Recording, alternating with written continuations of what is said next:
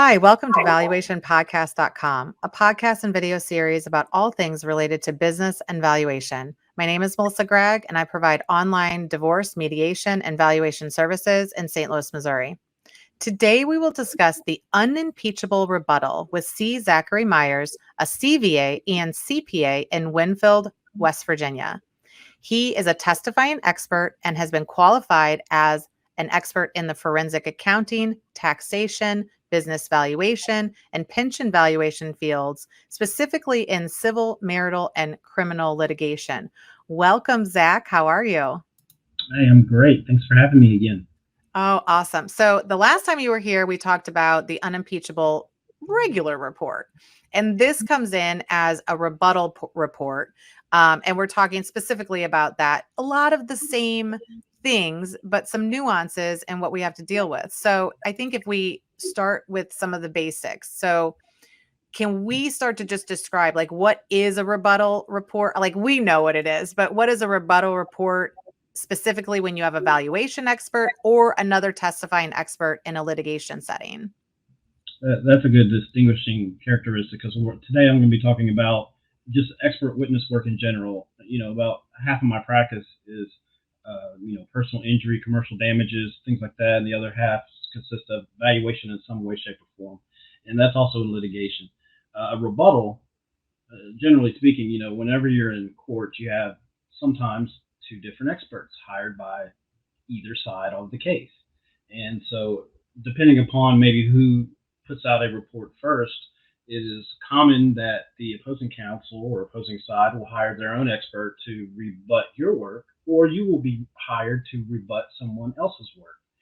And those expert reports get put on the record generally, and you have to deal with a number of nuances with that when you're talking about either someone else's report or having to deal with what they're saying about your report, which can really, the first time you read an expert report written by someone else about your expert report is shocking. I think in the article I write that I'm clutching my pearls because literally some of the stuff that you'll hear from opposing experts is not neutral. It's not unimpeachable. It's literally just throwing everything in the kitchen sink at you.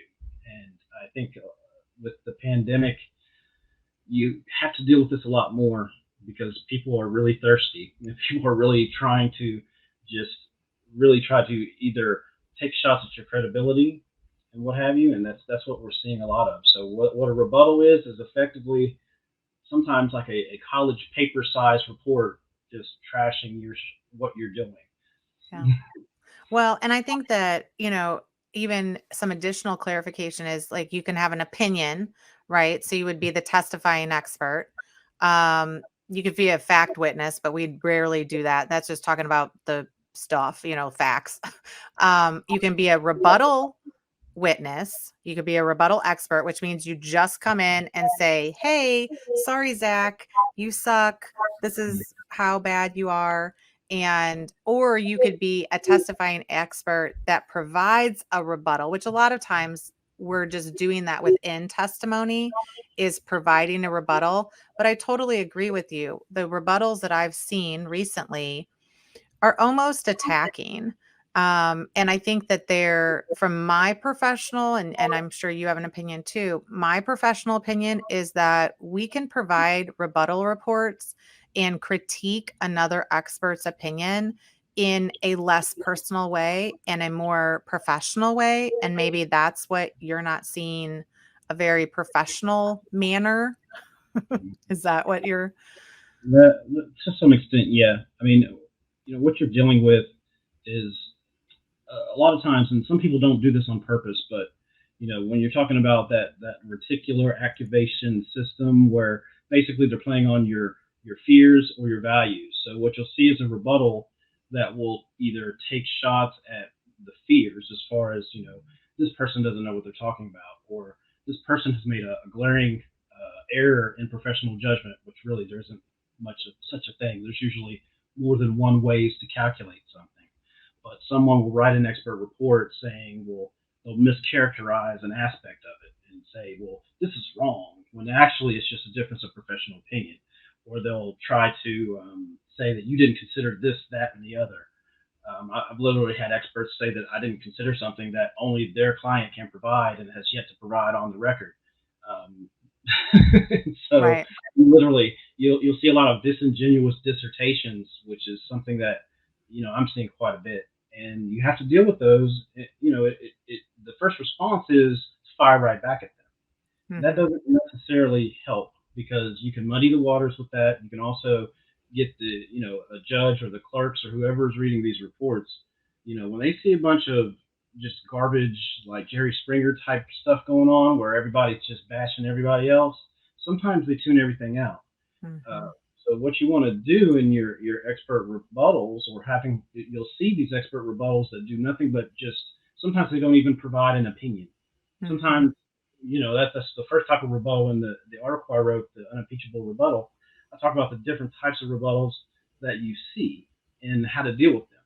And Hmm. so, a lot of times people will play on the fears of either the judge or the reader of the report that this other expert's not credible, he has no value, he doesn't know what he's talking about, he or she, is just uh, speculating, things like that. Those are the fears. So you have to sort of reemphasize the value of your report and kind of sort of call these other experts out for the behavior that they're doing, as opposed to getting into this street fight on paper. Yeah. No, I think that that is really important because when I've seen rebuttal reports that have come in for my reports, anytime that I'm issuing a rebuttal, and I am trying to be very careful in how I critique it, Mhm. because there is gray, right? I mean, valuation is some black and white, and then there's some gray. But I think that, part of this article that you actually wrote an entire article about in a series, and people can look at it on quick read buzz and things like that with the NACVA. But like when we're experts and we're going in to do these reports, what are some of the things that can start to help us make a rebuttal report unimpeachable? And like, what does that mean really in the context of what we do? Like, why is it even important? Sure. Well, unimpeachable neutrality is the most important virtue or characteristic that an expert can show. That's what you're there for. You're hired by counsel from time to time, but at the same time, you have to be unbiased. You have to have integrity. You have to be neutral. You have to give consideration to multiple things and not just sort of proffer the speculative minutia. Um, when you're dealing with building a report, that you're talking about building assumptions. So whether someone is rebutting your report or you're the first expert to issue a report, you always need to focus on very, solid, neutral assumptions that you can support based on facts and evidence that are specific to this particular case and sometimes peer data. So if you're writing a report yourself, focusing on government statistics, peer data, let the numbers tell the story for the most part, as far as don't try to create a work of fiction. That's the best thing you can do, and you can probably survive any rebuttal if you do that. But if you're rebutting someone else's work, you want to be as professional as possible in that. Mhm. Okay, you're not just saying that he's an idiot or she's an idiot or he doesn't know what they're talking about. And that's very important. And I don't know, and you probably dealt with this too. Sometimes whether it's if it's a female, I've seen people trash people to try to um, make the female experts not look as smart, or Mhm. somebody looks different or is young. You're going to see a lot of this, and it's important that you can handle yourself accordingly and not just get mad and throw a fit and make the person who is rebutting your work basically look like they know what they're talking about because you're sitting here upset and doing firing it right back at them.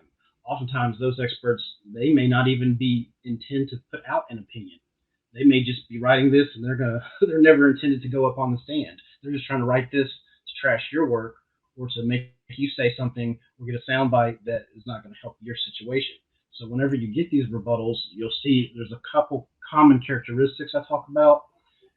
You have the all problems, no solution rebuttal, where they basically pick apart each and every one of your assumptions.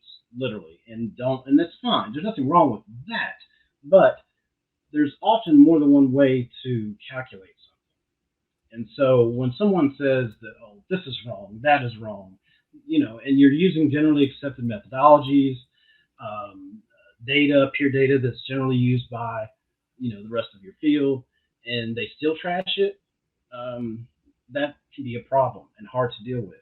And so you have to call the behavior out for exactly what it is, and don't necessarily get emotional. And it's hard not to do it because sometimes you read a report that's written about you to rebut your work, and you're like, what the heck? This guy's an idiot. Can't do that. You have to stay neutral.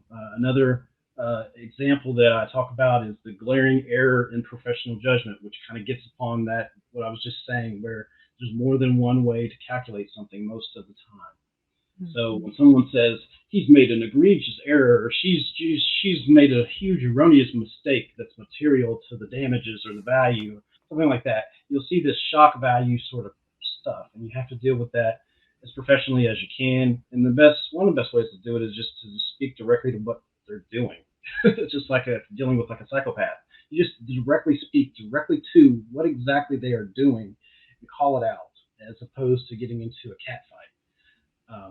And you'll see a couple other types. I talk about the complicated cornucopia, which is they just try to confuse things by using lengthy, highly educated sounding words to try to make themselves sound better and make you look like you don't know what you're talking about, even though you did exactly what you were supposed to do by taking something complicated and simplifying it. They try to do the opposite. They try to take something that's complicated and complicate it further, and then make it look like you don't know what you're talking about. You have to deal with that. Don't get into a rebuttal battle if that happens, where you try to out syllable the other expert and use bigger words and more technical stuff. But basically, you'll see experts either playing upon your fears or your values. They'll either try to downplay the value that this expert report brings to the table, and that kind of goes into the fear that a judge or a reader of a report is going to have. They're going to question, well, what if this guy doesn't know what he's talking about? What if Melissa Gragg doesn't know what she's talking about? Mm-hmm. And you have to really sort of re-emphasize your foundational key points. It starts off with a good report first and foremost, but even if you're rebutting someone else's work, you can do it in a professional way. And that's not easy to do, but it's a must, especially nowadays, because everything's transparent. Your stuff's being recorded, whether on Zoom or something else. If you act a fool, they will see you on camera. It would be yeah. Well, and it's interesting because we just did like an advanced mediation training, and there was one whole section which I've really loved this. I worked for a few other valuation people that were very grammatically correct and had grammar books like on their desktop at any time. So I like this, but part of what they talked about is there are inflammatory words, right? So I can say that Zach is a nice guy, or I can say Zach is a narcissist, and and even to the point of like, oh, the revenues dramatically increased, or did the revenues increase over time? Like those two could be the same language for the same events, but one of them seems like it dramatically happened and the other is just like, oh, it just sort of increased. And so I think that we get into some of that even flagrant language because attorneys religiously use flagrant language in their filings. I think that experts really have to tend to bring it back and say, you know what, I'm not going to do that flagrant language. I'm going to just state it as it is, right? And that's a piece of it. I think it's also strategy. If you're going to be an expert witness, it's like anything. You really need to build a wall around yourself and your professional work. And you have to say that people are going to come for you in a million different ways. But the reality is it doesn't have to do with you as a person. And it's very hard to do that. And you have to practice over time because they'll still kind of get you. You know, we were just talking before this started, and an attorney accused me of lying on the stand. And I was just like, you know what? You're pressing some buttons right now because I didn't lie and I did meet with the client and da da da da.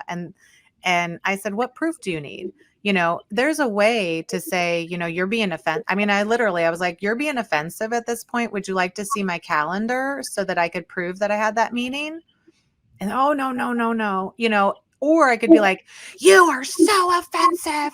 I can't believe it. You know, and as an expert, you literally have to tone everything down, which means your written word as well, right? I mean, this is all a piece of it. Um, Absolutely, absolutely. Yeah, but I you think, and it's not funny, really, because it's serious, but it almost is comical because it's the same thing as like I tell my kids, like you can't fight with a pacifist, right? You can't, if I'm going to stand in peace and you're going to fight, at some point you're going to get tired of fighting or you're just going to look like a jerk to everybody around because you continue to bash on the person that's not reciprocating that action. And I think in written form or in testimony, that's where we have to get to. That's a piece of it, if you will. But in your article, you also talk about some rebuttal techniques that you see are biggest red flags. Because what I think people don't understand is that valuation people are going to see through some of this stuff. The attorneys might be confused, the clients might get confused, but other professionals. But what do you see as some big red flags in a report or a technique? sure. Well, one of the things, and this maybe speaks more to damages, but it also goes to valuation. When you see a complete lack of an opinion, and you also is sort of juxtaposed to inflammatory language.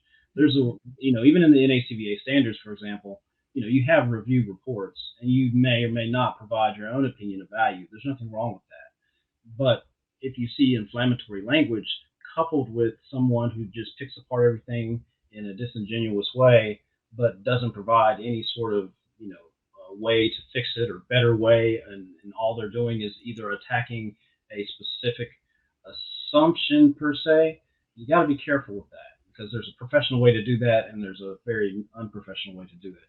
And you'll see that they don't have any opinion whatsoever. All they do is talk about the problems and have no solution. Um, Mm-hmm.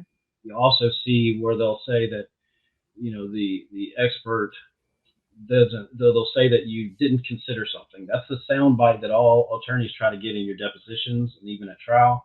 They want to get you to say, "Oh well, yeah, I didn't think about that. I didn't factor that into my calculation." And then the next step will be to attack the reliability or something like that.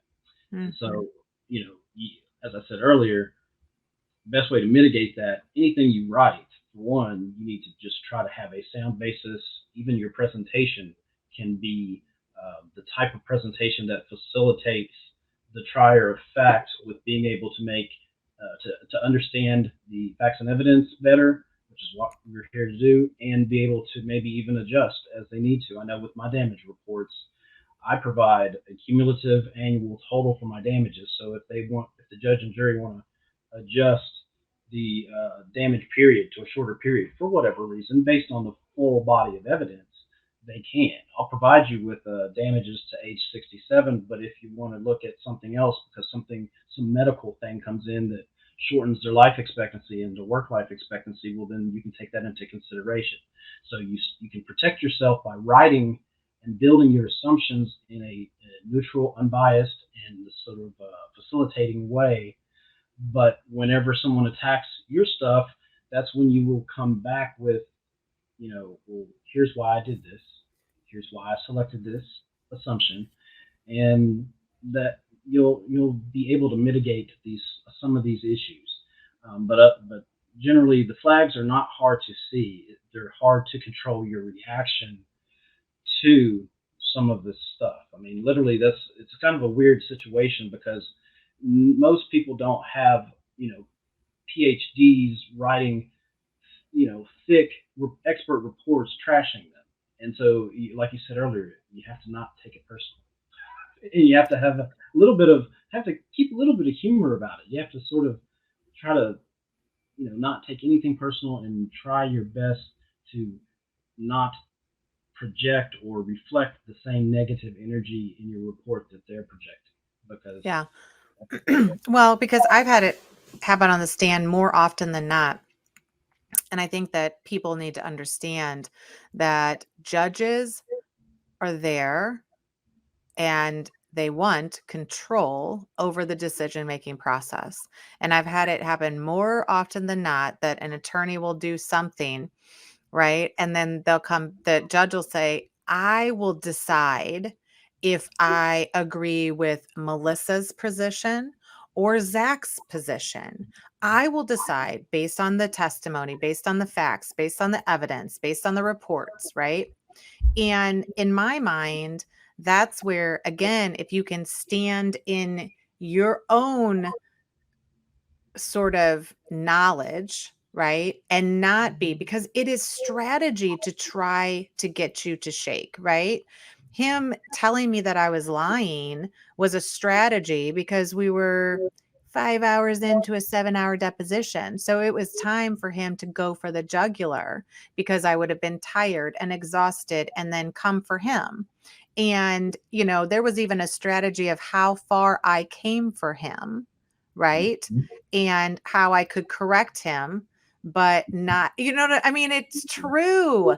Like I couldn't go after him, but I had to stake kind of like a line. Like you're close to the line, buddy, but I'm not going to cross it. So if you want to come over here, that's fine. But the judges see that. So if you have even an attorney that's trying to cross-examine you and instigate, it's the same situation. If you continue to just testify to what you're there for and not really get emotional, they're like, oh, maybe that expert is neutral because they're just talking about the stuff. They're not like, listen, judge, this is right. Like this is better than his. Zach is wrong. Like then we start to look and sound like the parties who are very emotionally charged because of the event, right?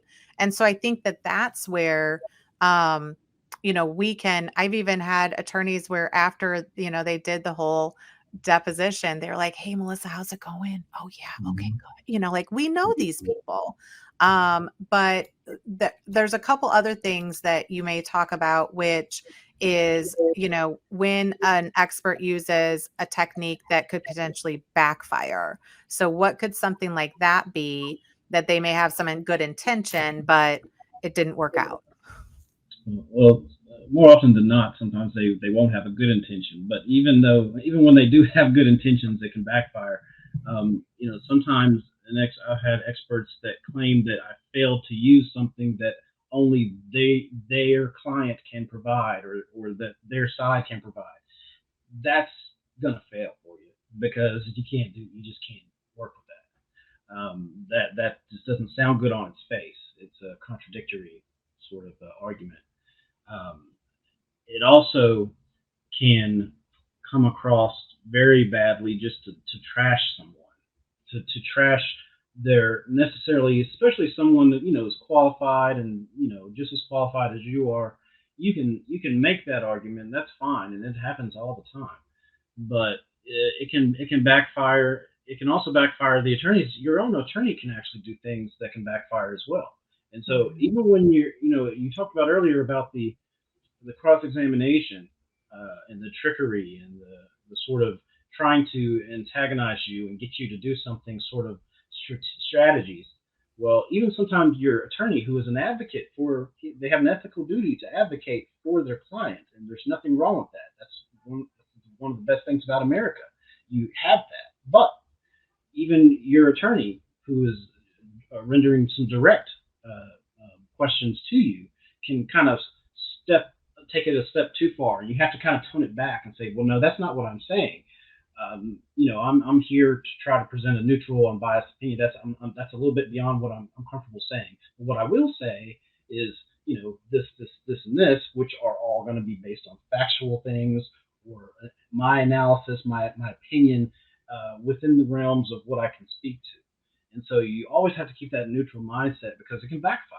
And sometimes Mhm. even just adopting something that um, an attorney asks you to adopt, that happens all the time, but doesn't make any sense, you know. Mhm. And so you'll get that from time to time, and you'll see in the rebuttals a lot of people shoot themselves in the foot because they literally say, well, this person uses national data, and that's not specific to the case. They should have used state data, which is clearly something that maybe their attorney who hired them told them to say.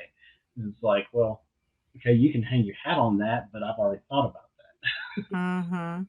Well, and I think that some of it is also the nuances of the words, right? So recently, I think I was in another testimony, I don't even remember. And they'll always ask you like, "Well, you didn't provide all 3 valuation methods. Didn't you violate the standards?" And I was like, "Well, we have to consider, but we don't have to utilize." And he's, "Oh, well, where does it say that?"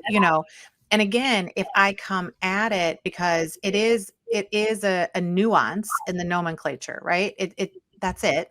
And they didn't know, that attorney didn't know, their expert didn't prep them, or they didn't ask their expert because not all experts prep the attorneys and help the attorney, they just do their work and then show up or whatever. Um, but those types of things, I could sort of get aggravated with the attorney and be like, no, I'm only supposed to consider it. I don't need to do any. Again, that's going to make me look rude, that. Mhm. even though he was wrong, right? And so there's a way that if I respond like, "Hey, dumbass, why did you think that?" As opposed to like, "Oh, well, that's easy.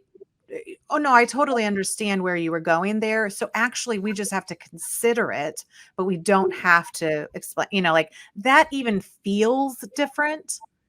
And that's part of being an expert is like, and I think people get frustrated all the time because attorneys get these things confused, but we're still there to educate them, even if they're on the other side sometimes. So I think some of that goes, and you've kind of talked about some of those things, like what stands out in a neutral report that and compare it to something that comes outside of the professional standards, because professional standards are a place that attorneys always want to go. So what would look different? Like where would they see something that was different than violating the standards? Yeah, attorneys do always try to go to that, try to be the chair of the standards board and be on the stand. And the best thing they could possibly do is to say that you didn't follow standards. So yes, they try to attack that. I would make a point that I wanted to interject, but I wanted to let you finish what you were saying earlier because it was right on point. You have to kill them with kindness. They Mhm. will try their best to get you to be upset, to look irrational, to look emotional. Um, Sort of, the first instance of controlling yourself is in the reports first and foremost, in the way that you handle rebuttal or rebut yourself.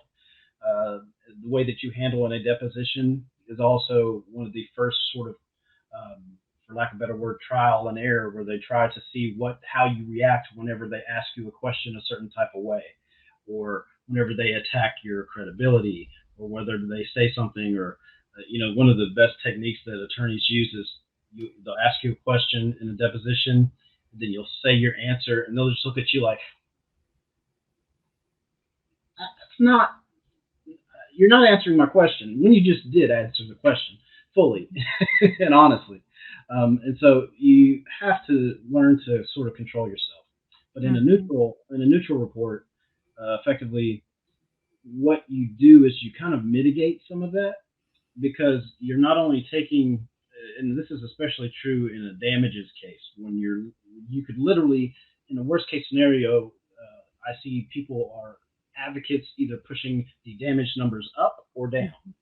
Okay, and that's not going to work. I mean, it may work, and there's some people that try to make a good living off of that, but over time, that's just going to get you in trouble. So you want to try to be neutral, have consideration of as many of the factors that you can, and the known or knowable possible scenarios that could occur, and not completely just discredit some particular scenario just because your attorney told you to. Mm. You can also give credence to, in a deposition, for example, when they ask you about an alternative way to calculate something, instead of saying, well, no, that way is stupid, you can basically say, well, yeah, you could do it that way. And that's another generally accepted way of doing whatever it is you're doing. But this is the way that I do it, and I feel that this is, the most reliable way that I can reliably apply this methodology, and so on and so forth. So you're really sort of picking up the way you've done something and boosting, supporting your points and your opinions without necessarily saying the disingenuous stuff like, oh, well, yeah, he's made an error. He's done, yeah, he can't do that. That's never done, when it's clearly something that some experts may take a position and may adopt a alternative methodology to yours. But ultimately, at the end of the day, for me, facilitating the trier of fact with being able to understand the facts and evidence is one of the best characteristics in a neutral report. So your presentation, the words you use, not being inflammatory, being unimpeachably neutral, those things add a certain level of quality that most judges will appreciate. And I think some people have been playing on the sort of time crunch and hoping that, oh, well, the judge is not going to read this. This judge's docket is so backed up. And they just try to use inflammatory things and words in the reports or in testimony, hoping that someone wasn't paying attention, or that the judge's clerk, who oftentimes is the one that will read the reports first, doesn't pick up on something. Right. Right. And I think that, in a lot of these situations, recently I was on the stand and then they said, well, could you make an assumption of what the earnings were between the date of marriage and when this money came in?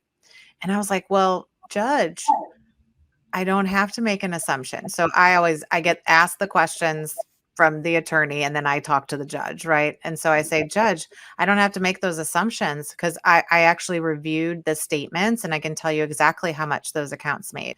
And the attorney was like, well, but I just want you to tell me like what hypothetically it could have made. And I was like, yeah, but I don't have to hypothetically guess.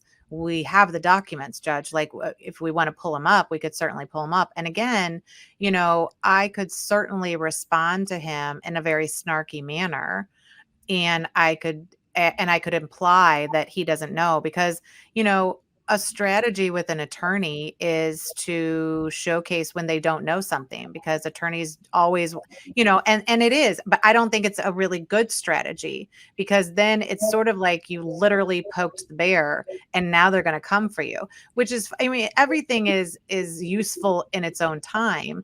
But I think it's making those assumptions. It's also concessions, like I'll tell the attorney going into a deposition, I was like, they have a kind of a point on this one area, but I said there's no definitive guidance on it. And so they're taking a position, I'm taking a position. Quite frankly, the valuation community is on each side. So I'm going to testify to that. And so if they ask me, well, could that person be right or could you be right? And I would say, well, quite frankly, the valuation community is divided. And these are the reasons why I think that this position makes sense. And quite frankly, we've talked about this before. Judges rely on logic. Like, you can present all the best data, but again, if you want to say that this cup of coffee is worth $1 million, you're going to have to give me more than that. This is a cup of coffee, right? So I think that the judge would be like, well, that doesn't make sense. So then we have to layer it with the information, the fact pattern, all of these types of things. So I think that, you know, this is nuanced stuff. I totally get it, but it's also information that I think I would have wanted to know.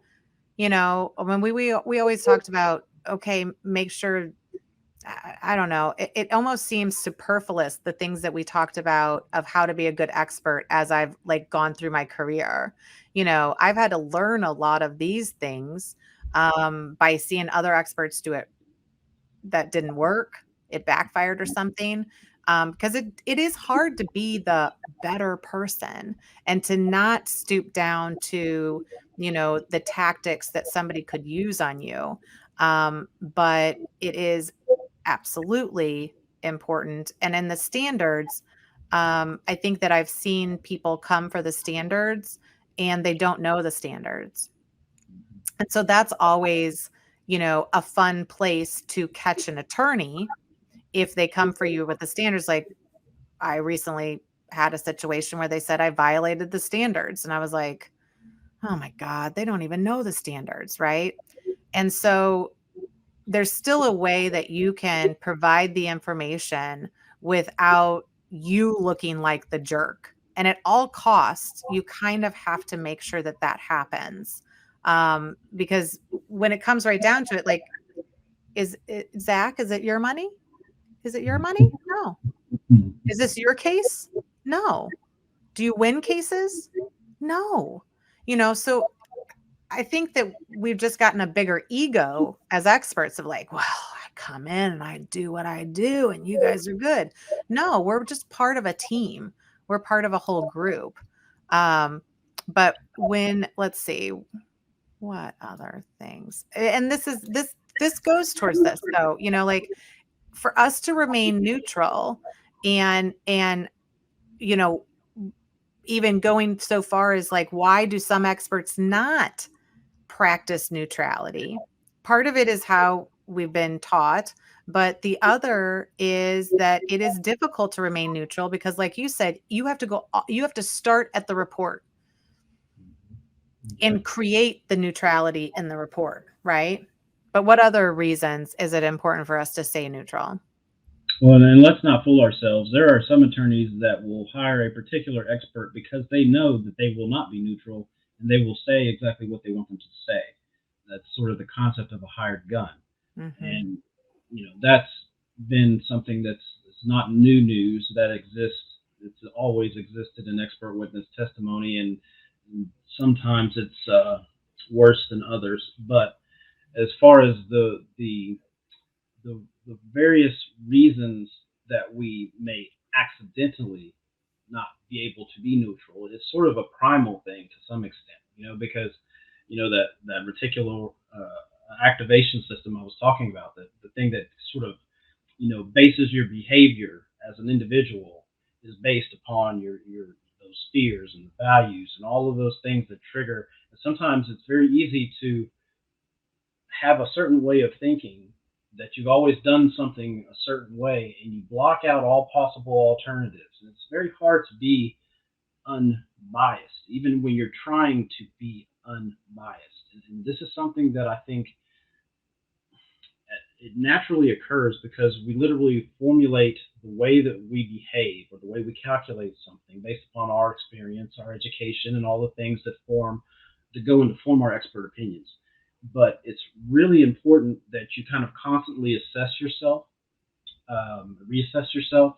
I know in my practice, I've been trying to eliminate some of the biases and skewed that come in even government data by eliminating like the sex bias. I try to create gender neutral damage calculations because I think that it's not going to be fair that somebody who was terminated because they were black, and I use a black life table that has a lower life expectancy and it's Yeah. going to result in a lower damage number.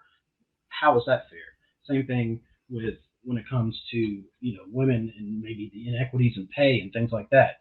You have to be careful with the way that you look at things, and it doesn't necessarily mean that you did something wrong in the past per se. You did the best you could based upon what everybody was doing, but to the extent you can sort of continually improve, Hmm.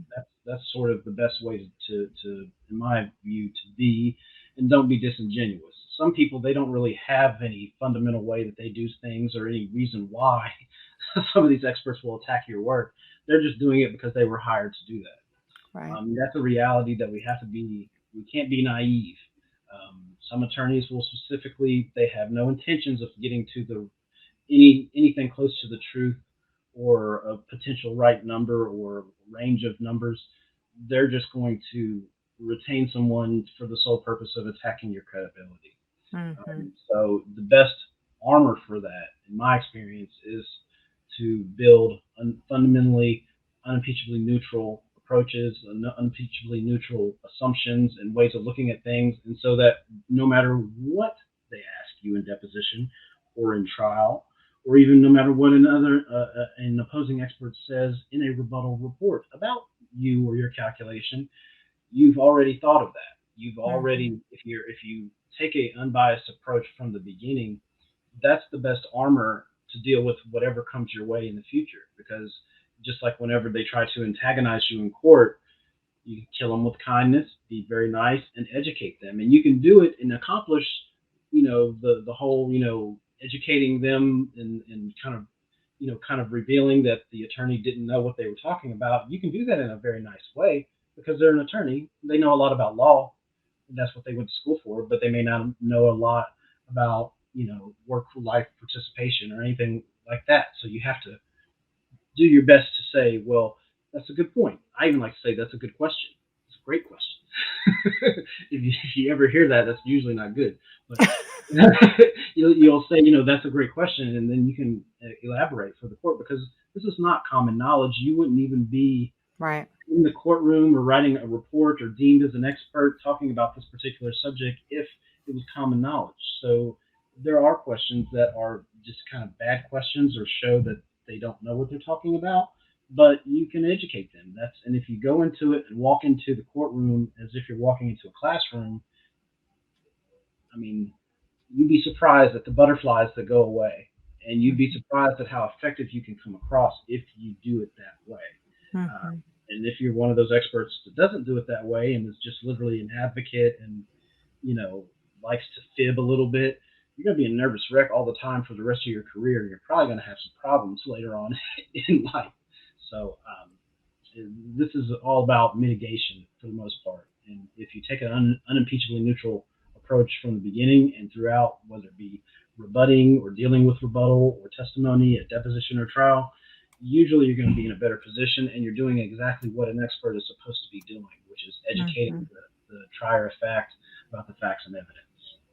Yeah, no, I completely agree. And I think that, we've talked about it before that realistically, another valuation person or testifying expert that's at your same kind of caliber, doing your same type of work, is really the best indicator of how well you're doing your work, right? Because if they do bring up points that you're like, I didn't think about that, or I did consider that, but here's my logic of how I considered it.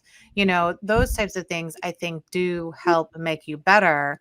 And I'm always an advocate for my position, right? Regardless of, I feel like if I were left on an island and the parties and the attorneys leave me, I'm able to still believe that opinion, right? And so, and if Zach comes along and takes a look at it and he's like, "Oh, I would do some things different, but it's still reasonable," then in my opinion, I kind of win. But, is there really a way for clients, because when they come to us, they're like, I need to know what this is worth.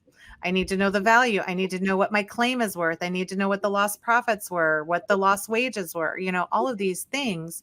But they're relying upon us to tell them a reasonable answer. So, how do they know? Like, is there a way for them to check if their expert is neutral? There are ways to check, but first of all, you want to assume that they want somebody that is neutral. Yeah, Because true. if you've ever tried to be neutral and you've had a client not like that characteristic about you, it's an interesting thing. But you have to be able to, if they're going to check the neutrality of your work, that's why it's important to be consistent. One, they can look at maybe other calculations and things that you've done in the past in other cases, and you calculated something a different way and just touted how great that way was, and then you do it completely opposite or or counterintuitively in this particular case. So being consistent, whether the expert is consistent, you can check their consistency. You can also just check the supportability of each and everything that they do, whether it be an assumption or the selection of a methodology or an approach. Um, Documentation tends to save lives, and so as an expert, I would say document every decision you make and be able to explain it. Because if it's asked of you and you can't explain why you did what you did, that's how people get tossed out of cases. That's how Daubert challenges occur, because this expert cannot explain why we should rely upon this particular thing. Same exact documentation that Zach Meyers relied upon and can explain as to why this is reliable, the other expert couldn't, and therefore it didn't work. So attorneys need to look out for whether or not they support what they say and what they do, whether they do what they say, because sometimes experts will even say that they did something and did not do it. And that goes both ways, whether you're looking at an expert that you've retained or an expert that opposing side has retained. I do 50-50 plaintiff versus defense work. And a lot of people don't see that, because I get retained by a lot of defense attorneys that want me to look at another expert's report and not necessarily even have to put out a report. You just want to look at it and give them an honest assessment. And when you're doing that type of work, sometimes retaining an expert on the side, even to take a second look at a expert report, either that your expert has already done or that an opposing expert has already done, is well worth the money to do that, because everyone has different perspectives, and sometimes that can help to see, to tell whether or not the expert is being neutral. It's really a slippery slope to some extent to be able to say whether someone is or isn't neutral. It's normally really easy, though, to see when someone's just being a hothead and putting out unsupported speculative crap. And you'll feel it in your gut, but it is tricky. It is very hard, and that's why it's important for us as experts to try our best to exude all the good things about being an expert, being unimpeachably neutral, and not being this sort of hired gun type of expert. Because, for one, you're speaking for your industry, and if the industry doesn't trust expert witnesses, then that's going to be a bad thing, and some people already don't. But at the same time, it's important for us to put on, to the best of our ability, our teaching hat. And if you look at your expert's report and it doesn't read like someone trying to educate somebody, that can be a problem and a sign that they're not really trying to educate. They're just trying to, get away with something, or try to, they didn't have enough time to put into the expert report, therefore they couldn't support anything or testify to it. It can really be you can really set yourself up for failure if you try to take this overly advocative approach. It really can be bad. And if you're the expert, even if your attorney wanted you to do that, it can be a bad thing when the case doesn't go the way that they wanted it to, and they blame you for listening to them. Yeah, no, you have to protect your credibility at all costs. But I think another way for clients to even check the neutrality of the expert's work, in some capacity, we set the stage for that during the process. And in my mind, because when I review a valuation or a calculation with an attorney or a client or something like that, I am running the numbers to see what Zach, or really, let's talk about, Bob, the paid hired gun. I want to know, like, where can you, under reasonable terms, make the value the highest? Where can you, under reasonable terms, make it the lowest? Like, where would some other expert come in? And I talk through with the client, like, a 50% cap rate is not going to be reasonable in this scenario. Now, what happens if the other expert comes back with a 45% cap rate? I've already predicted and told them that that's unreasonable, right? So I've prefaced it by, like, hey, I don't know what's going to come down the pipeline with the other expert. Like, I don't know them very well. Or they could be from another area. I said, but if this shows up, like if they say that, so they're going to rely on 2015 data because it was the highest year and most successful year of the company, yet we're in 2021. okay, like, I'm going to tell you, but we're looking at a lot of the same data. And so if I can prepare the attorney or the client, and then I say, okay, I know that this is the high and the low, but where I'm coming in is here. And this is why, right? And here's an area that I'm putting myself a little bit out, but I think I have a good reason for. And here are my reasons, right? Oh, well, that reason's not true. Okay, well, thank you. Okay, so that's not going to be a good supporting factor. So we might not have a good support for that position, and then I will tell them when they try to push me to support that position, I'll also be like, if I don't feel super comfortable about it, the testimony is not going to be as good. And if the testimony is not as good, it's not going to really help you. So, and we're only going to gain ground for $50,000. And I agree that's a lot of money, but it's not going to gain us a million and it could lose us more. So I think even having those conversations with the client and attorney kind of prepares them for when the fool shows up, right? Or somebody says that it's worth nothing, right? Because I could tell them, like, I can see how somebody could say that this is worth nothing, and this is how. I could see how somebody could say that this is worth 50 million, and this is how, right? It may not be my opinion, but I have to give them a frame of reference. Because if I say the value's a million and the reasonable range is 800 to 1.2, right?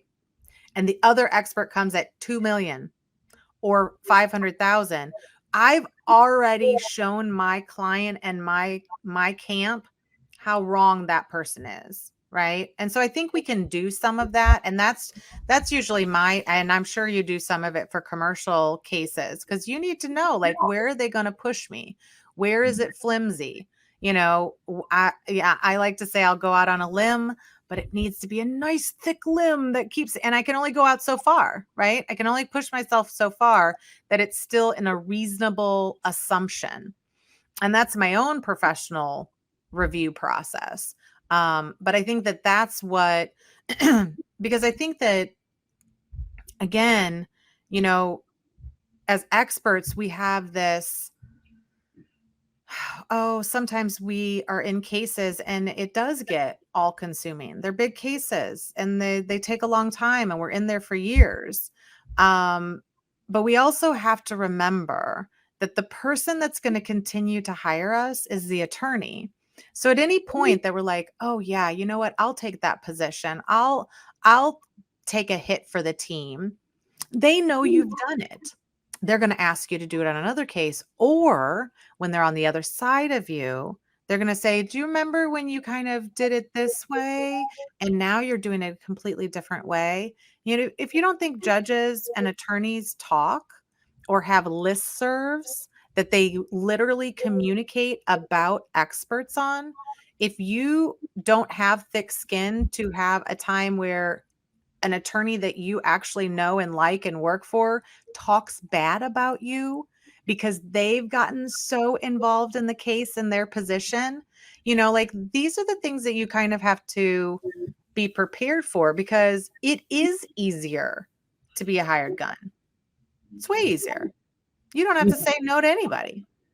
Yeah, I would imagine it would be. That's a good point. I mean, now it's probably not easier to testify because you would be a Mm-mm. nervous wreck, and it's a lot harder to lie than to tell the truth most of the time. That depends on what it is, but I think you're right. That is the easy approach. I mean, I've had, I've had clients that were really upset or maybe didn't quite understand why I do something in a neutral way, and they say, "Well, no, that's not a big deal. Just do this," and that sometimes it would be easier to just say, you know what, okay, I'll just do this supportable assumption. But at the end of the day, that's the worst possible thing you can do. Mhm.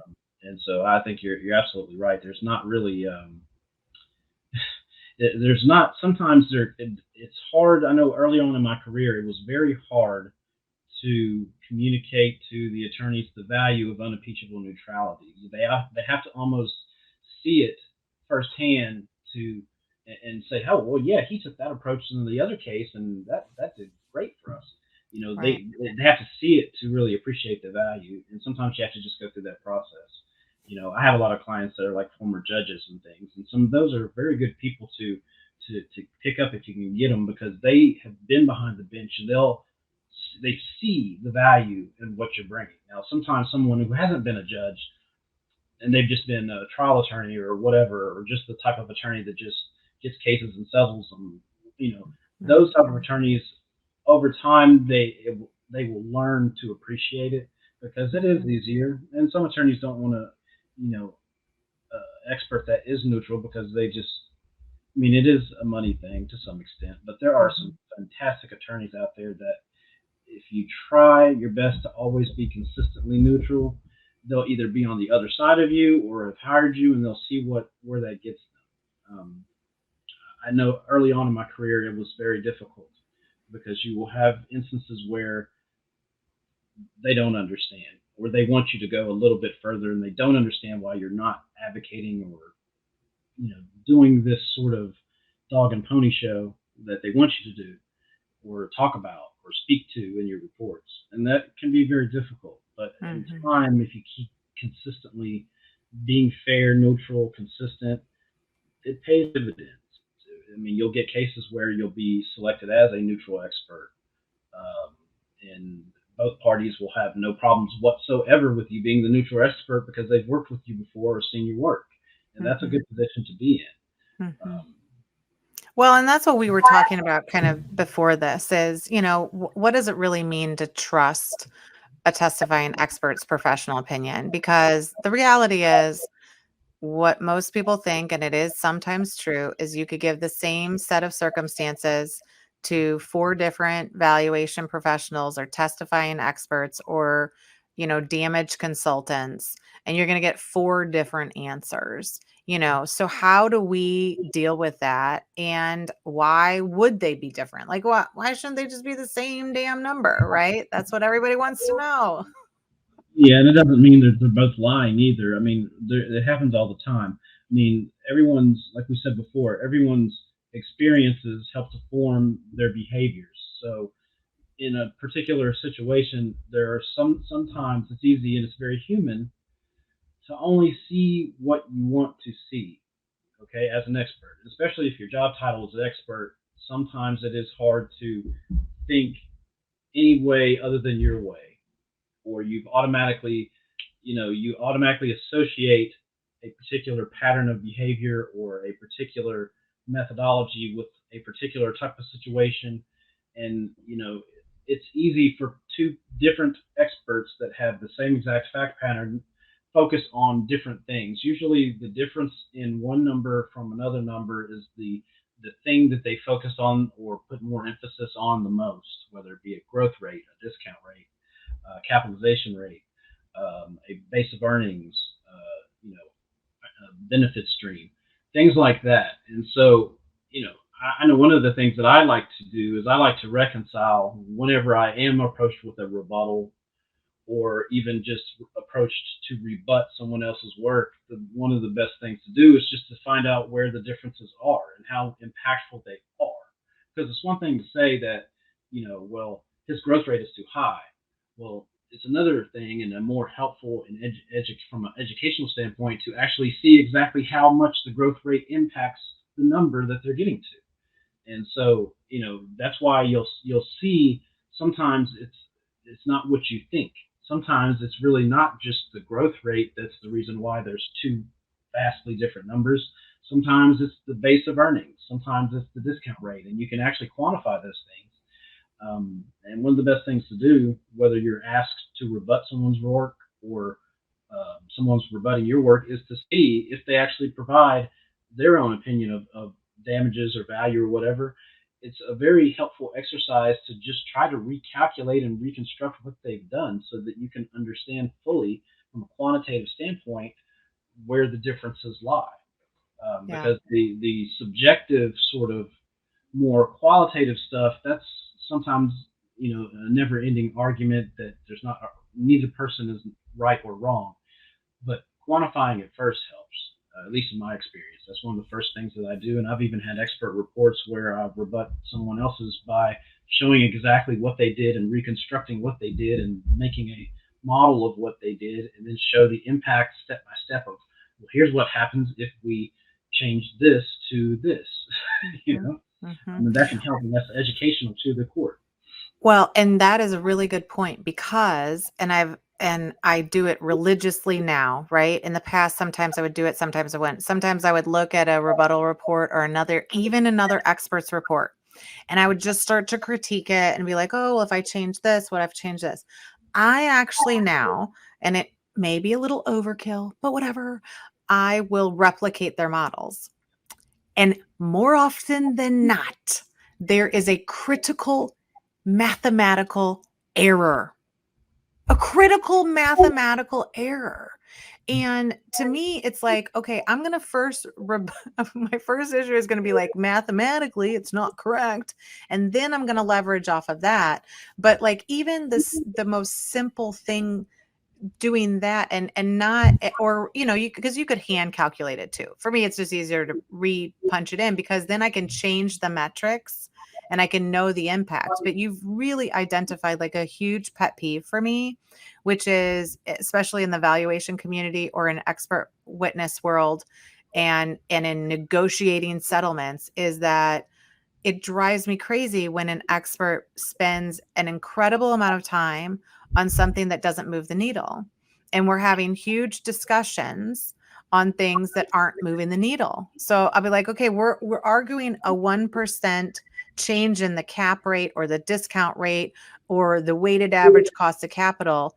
Does everybody understand that it's only going to move the needle $20,000? And currently, right now, we are charging $5,000 an hour with all of the people, experts and attorneys that are discussing this topic. And I know from, a maybe a theory standpoint that, we talk about a lot of things in theory at conferences and things. But when it comes to actually put it into play, you need to be of value. You need to be of value to the process, but not making work out of nothing.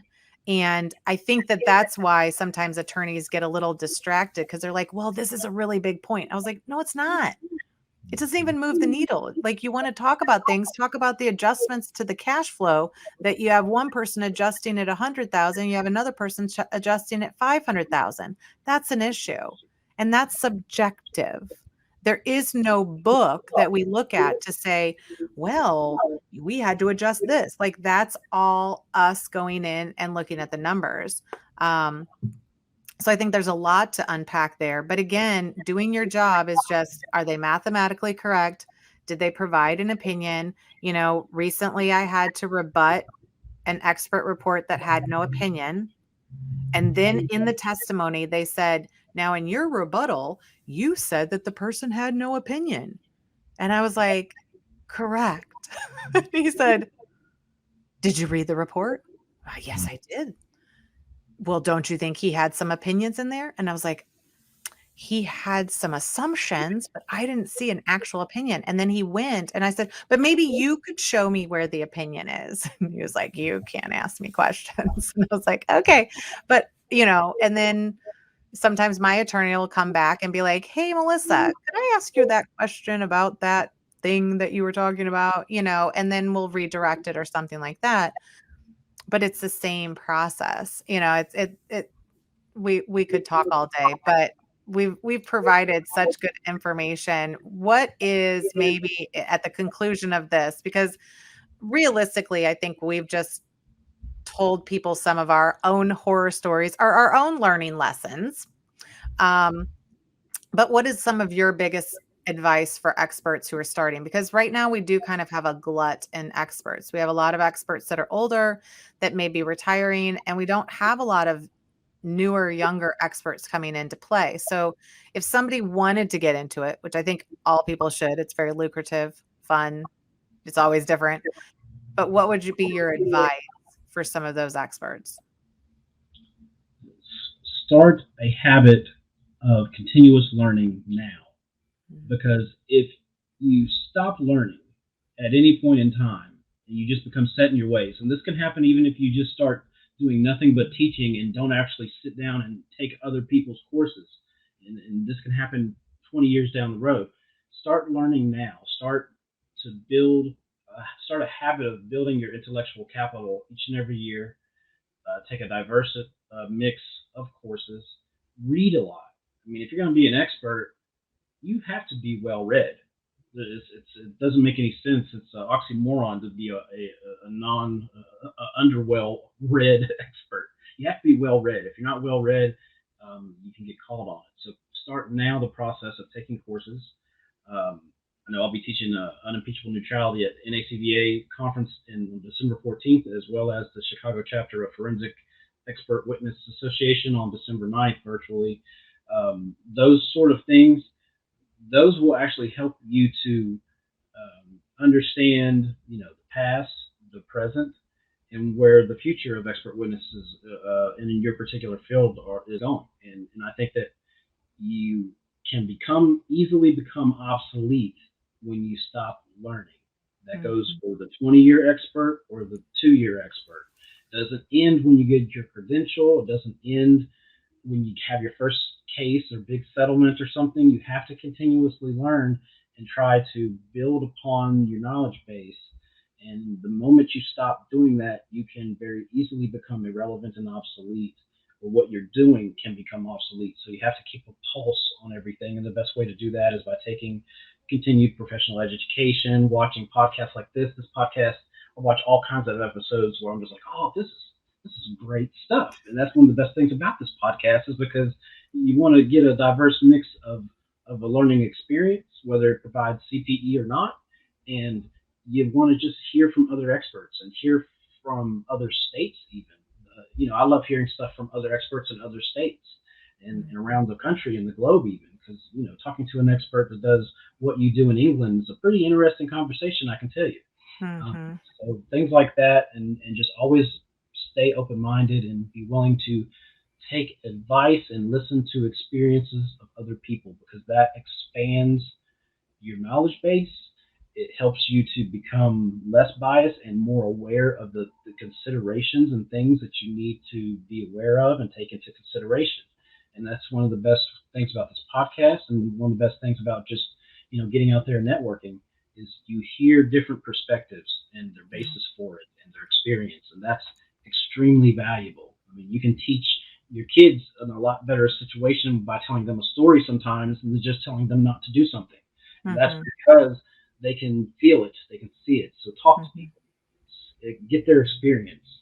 Don't just necessarily go for what this one person is telling you, but why are they telling you? Listen to their experience, listen to why they do it, and listen to a diverse mix of opinions, because diversity just inherently will make you more educated, more well-rounded, and more well-read, and be able to take on the opposing expert rebuttal or questions from an attorney just trying to get you upset on the stand or at a deposition.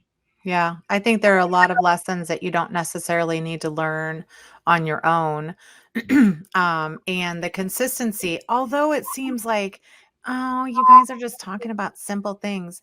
The consistency, I like to say, be consistent until you change, and then be consistent that you change. So Exactly. recently I testified to something on the stand, and they said, "Do you always testify to this answer?" And I said, "Yes."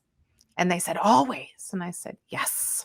Mhm. And I'm consistent with that. And they're like, "You recommend this to your," I said, "No, I don't do that.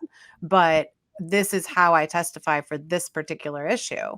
And I think that, or I've said before, like, there's certain analyses that I don't do. And they're like, "You never do it?" And I was like, "No, I typically have the attorney run the child support or something, and then I incorporate the number." And they're like, "You never run child support numbers? You could." And I was like, "Yeah, because it's a calculator." So I figured they input whatever they want into it, because there's no judgment, and then get the number. So sometimes it's like incredulous. They're like, "Oh, well, how could you," or and things like that. But I think that that's me being consistent. That's me. If you talk to that attorney, that's the same thing that I testified to in that particular case. And so I think that what we talked about at the beginning is trust is earned and it is built upon. And so you can make mistakes in this field and you can learn and be like, okay, I'm not going to do that again. But I also think that you should take on cases that, like are kind of smaller and then build upon it, because I've seen people that kind of take on more than they can handle, and it will be a case that pretty much breaks their career, right?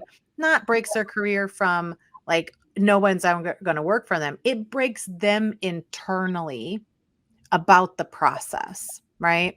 And it makes it so that they're like, ugh, testifying is horrible. Like they came for me. And I'm always like, well, did they come for you because you put yourself too far out there? Or did they come for you because if somebody comes for you and you did it what you thought is right, you do not react, right? It's sort of like if somebody comes to you and then says something that you knew was there, but you hope no one found, then you're like, ah, shit, like, oh, you found it kind of thing. So I think in those types of situations, you're constantly, and the attorneys are who will continue to hire you. And so they will watch how you do, like it's not easy to do, but I try to be even consistent with pricing. I try to be even consistent, like at the end of an entire process, you know, was it still a reasonable price to be paid? Because I can't just go after each client and be like, oh, you have a lot of money, I'll take all your money. The attorney's going to be like, oh, I see what you did there. And you didn't do it over here, so everybody's watching and you have to be okay with that. And then that's where the consistency, if you consistently show up a certain way, then they'll be like, yep, she tells it like it is. Yep. Zach just tells me the truth and we can't get him. And to the point where I now know there are times when attorneys do not hire me and I'm perfectly okay with it. Right. Because they're looking for something that I consistently will not provide. And I'm perfectly happy with it. And you have to be perfectly happy that they will self-select you, but you get to choose how they self-select you. You get to choose the times that they know that they want you there. So I know that they want me there when they want the right number. Great. I love it. I know that they will not call me if they know they have a crappy case and they need to like basically make up numbers, because there's plenty of other people that will do that.